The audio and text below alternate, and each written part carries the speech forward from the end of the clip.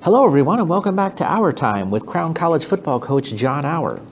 Auer Time is a weekly program that gives you, the fans, the opportunity to ask the Crown College coach questions about the Storm, football or sports in general, or just to seek the coach's wisdom about life, religion, or just whatever's on your mind this week.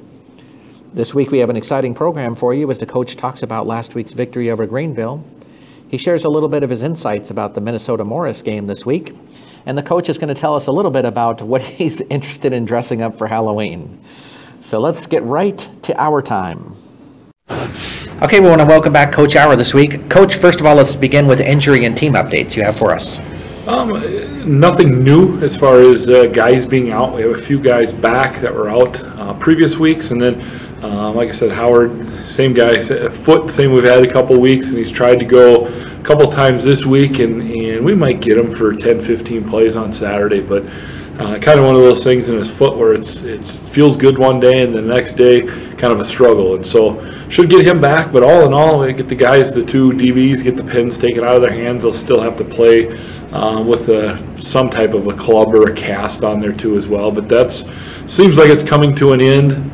Again, last week we had the two guys get the ACL surgeries and that, but other than that, we're doing pretty well for this time of year.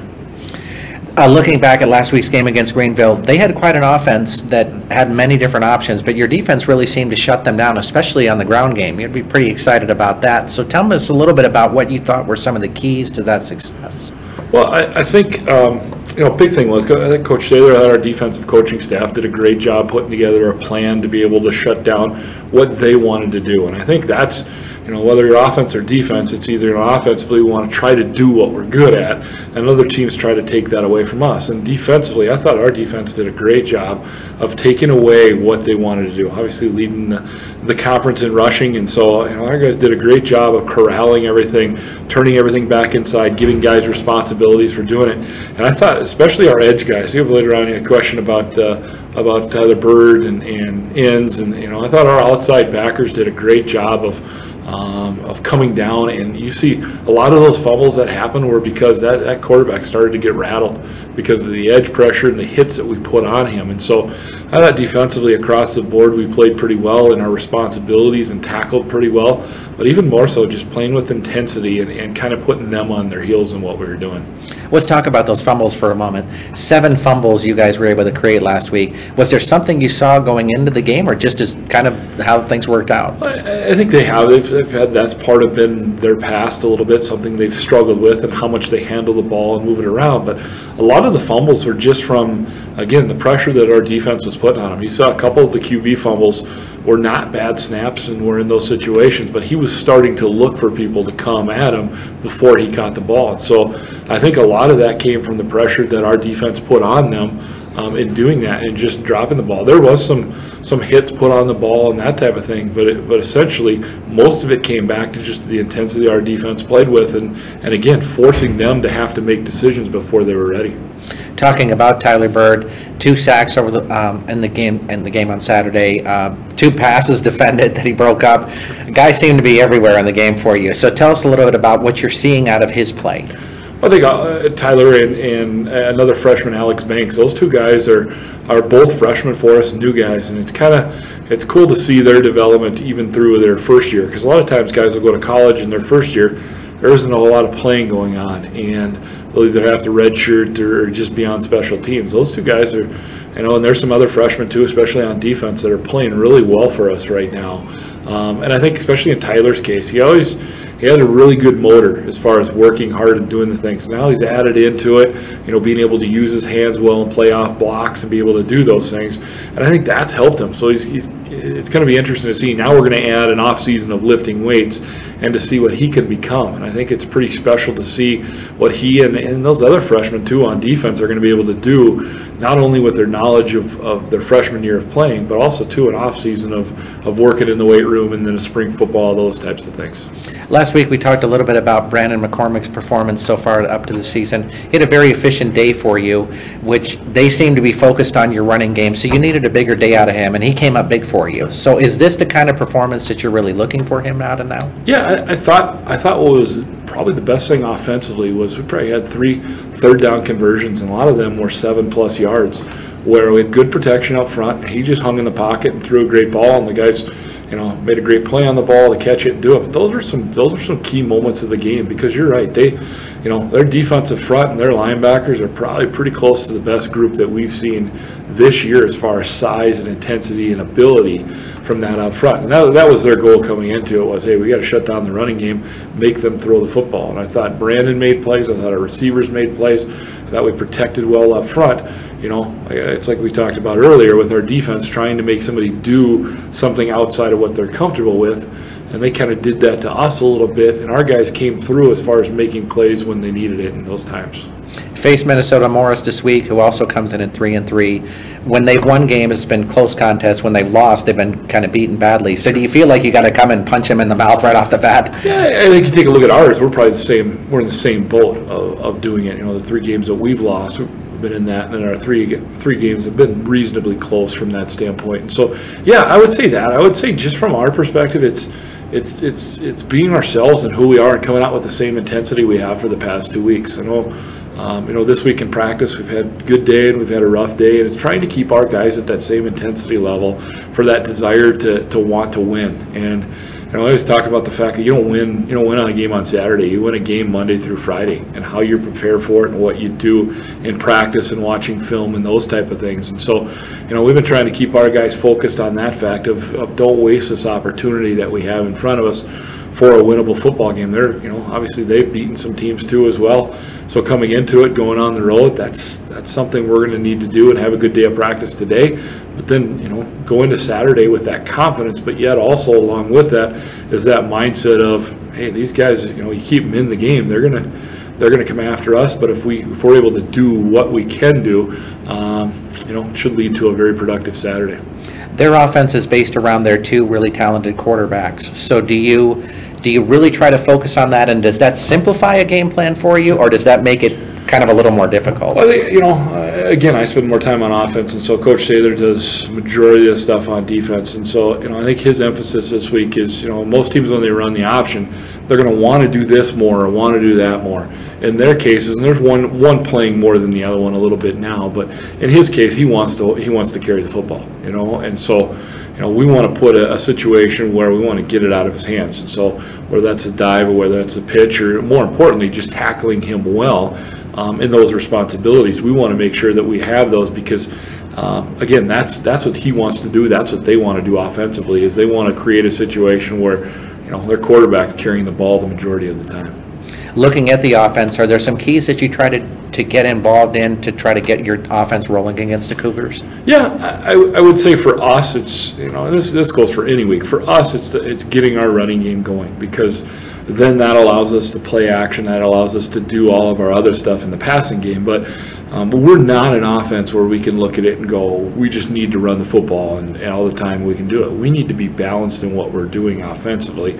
And again, we have some very talented receivers and some really talented running backs too as well. And so trying to get them as many carries as possible, as many catches, as more touches than anything else from that standpoint is what we're trying to do. And those can be done in different ways. Football's changed a lot. You have a bubble screen, which is essentially a swing to one of the receivers, which is like running an outside run play with only having to have 2 guys block. So, the old days of either you run or you pass are a little different because there's some variances inside of each. Joining our fan questions this week, our first one comes from Jenny from Eden Prairie, who asks if you offer camps to young players who want to improve their skills.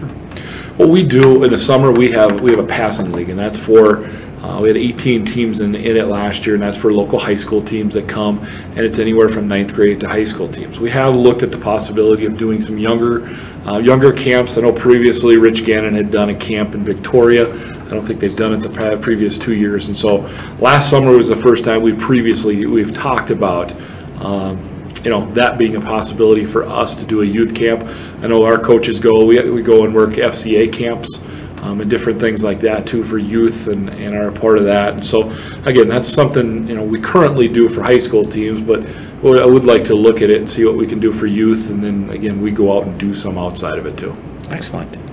Kurt from Plymouth asks, what are some great ways to improve footwork to become better at the game? I would say across the board. This is whether it's especially for young kids, buy a ladder for your kids to be able to go through. And there's some great videos out there and the different drills you can do for footwork. Cone drills are also very good. We do some bag drills and some different things like that. I think your key to it all is varying up what you do. Try not to do the same thing each day. We try to do something different to work on our footwork. In the off season, we do some different agility drills too at different stations and work our way around it. But I think the more things you can do to help, whether it's foot quickness, change of direction, also to body awareness, all of those types of things, all help as far as your quickness goes. And it depends on position too as well, outside of that. And so I know in our case we do a lot of stuff out season, but then in season we do a lot of things that are more position specific in terms of our agility and quickness. Stan from Minneapolis would like to know, how about those baseball playoffs? Are you thinking the Cubs are going all the way? It was funny. I got home last night. I went to a high school game because there were some high school games last night. I got home and caught the end of that playoff game last night and listened to a little bit about the Toronto guy flipping his bat a little bit on the radio coming in this morning. But I've caught a little bit of games and then listened to it on the radio on the way to different places and things like that. So it sounds like what's cool about it seems like there's some different teams in it this year. Some of the same teams, some different teams coming in, but the intensity seems like it's pretty good, and having some non-traditional teams, but yet some bigger cities in it. And so, again, once we get into these championship series, I think that'll be pretty interesting to watch. For sure. Tom from St. Bonifacius asks, how did you feel about the Chase Utley play in the Mets-Dodgers game? He looks ready for football, wouldn't you agree? Yeah. And that's a tough line, because if Chase Utley goes in there on a way and does not slide in to take out that guy, he's going to be getting guff from his own team about, hey, why aren't you playing the game hard? And he did. He took it above and beyond in what he was doing. But there's a fine line between in playing the game hard, but still within the confines of the rules and doing that, and playing cheap outside of the rules. And so I think sometimes within that, you got to walk that line between where you're at. And we always talk to our guys about, hey, we're going to play with toughness, but we're going to play with class, and we're going to play within the rules of the game and doing the things. But inside of there's going to be some toughness in there, and there's going to be sometimes inside, where you're knocking another guy down and doing it from that perspective. And so in sport, that's part of sport, is having that and knowing where that line is at. Our next question comes from Raymond from Minneapolis, who asks, what NFL team has really surprised you most this season? Oh, that's a good question. I would probably say I watched a little of the Atlanta Falcons last year, had a show on where they followed them around, and they looked like they were a struggle. Especially they played a game at Minnesota where they lost 3 offensive linemen, and they had a tight end who had to switch into an offensive line jersey and just did not look good as a team, did not look good as an offense. And so I would probably say Atlanta. Atlanta kind of has changed a little bit as far as who they are. Still have, Julio Jones is a good receiver. The new running back has stepped it up and done some things. But kind of looked like a team last year who was fighting to be 500 and well below that, to a team this year who has a chance to make the playoffs and kind of has a new attitude within their organization. Mike from St. Bonifacius asks, why don't you think Tim Tebow can find a job in the NFL? Probably the biggest thing, there's a difference between a college quarterback and an NFL quarterback. An NFL quarterback is all about, your quick release and how quick can you make the decision and get the ball there. And whereas a college quarterback is about more athleticism and running the offense and making the plays and doing those things. And so there's a difference between those two things. And in the NFL, those, when a receiver's open, he's only open for a short period of time, and there's a lot of anticipation and things that go into it. And so I think, I love Tim Tebow as a quarterback, but there's something as far as his set of skills that don't necessarily lend itself towards having great success in the NFL. Now, I'm an NFL coach, I'd love to have him on my team just from a leadership perspective. I don't even think, hey, what would the guy do if you could put him in the slot or put him at a tight end and a wing, doing those things, to have him out there because he's a competitor. But, with the understanding that there's a difference, and that's why sometimes NFL quarterbacks, it takes them a little while to get going because of having to understand and speed up their mindsets and doing it. And also, too, you have some good college quarterbacks that have never done anything in the NFL. Very true. Our last question comes from Mary from Buffalo, who would like to know if you're dressing up for Halloween. I will not.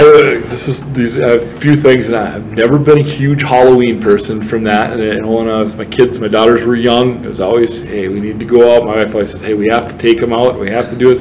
Never been a huge, other than when they brought home the candy. That was the great part about it. But it'll be pretty cool this year. We play McMurray on Halloween. Every few years you get that where you play a game on Halloween, and I know that's our last home game and our senior day. So I think that day will be a pretty cool day for those guys to go out, and a pretty cool atmosphere too as well. Sounds like fun. Thanks for joining us this week, Coach. Thank you. We want to thank Coach Auer for joining us on Auer Time this week. If you have your own questions you'd like to ask a Crown College coach, please send them to us at johnauer@minorleaguesportsreport.com. That's John Auer at minorleaguesportsreport.com. Please have your questions to us by Wednesday afternoon so we can give the coach a little bit of time to review them before we record our show on Thursday morning. I want to thank you for joining us this week. I am Rob Paneer, the managing editor of the Minor League Sports Report, and we want you to always keep in mind that every week, it's Auer Time.